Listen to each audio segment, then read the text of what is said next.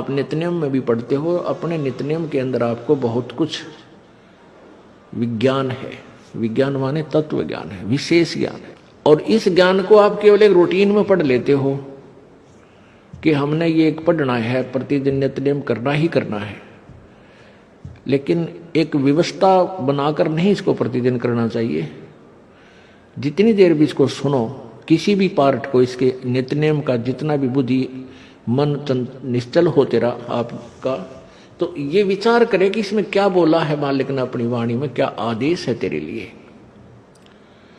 क्योंकि आप पौन घंटा नित्यनेम करते हो, इसमें ज्यादा से ज्यादा आपका मन 20% इस नित्यनेम के अंदर आप 20% ही सुन पाते हो। उस 20% को भी यदि आप विचार करो डेली कि इसमें क्या आदेश है मालिक का, और फिर अपने जीवन को सारा दिन, उस दिन को ऐसे ही सुचारू रखो। क्योंकि आपको घर से निकलने से पहले ये पढ़ा इसलिए जाता है कि आपके साथ रास्ते में कोई निकम्मा भी टकराओगा, कोई गाली देने वाला भी मिलेगा, कोई बुंडा भी बोलेगा, कितने कोई आंट भी लावेगा। तो उनके साथ आपने कैसे व्यवहार करना है। आवत गाली एक है, उल्टा हो अनेक, और कह कबीर ना उलटी हुआ रहे एक की एक। इसको पढ़ना नहीं है। मान ले कोई बुंडा बोला है, गलत बोलता है, गाली देता है,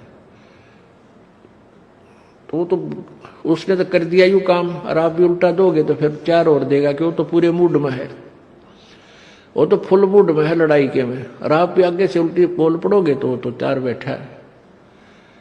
जब बसात क्या उनका मुकदमा रोज कर लेते दिन में। तो कहते परमात्मा आवत गाड़ी एक है, उल्टा हो अनेक, और कह कबीर ना उलटी हो रहे एक का एक। और देख आगे कितनी प्यारी बात कही है। गाली ही से उपजे कलह, कष्ट और मौत, मृत्यु तक तो पहुंच जाती है एक छोटी सी गाली।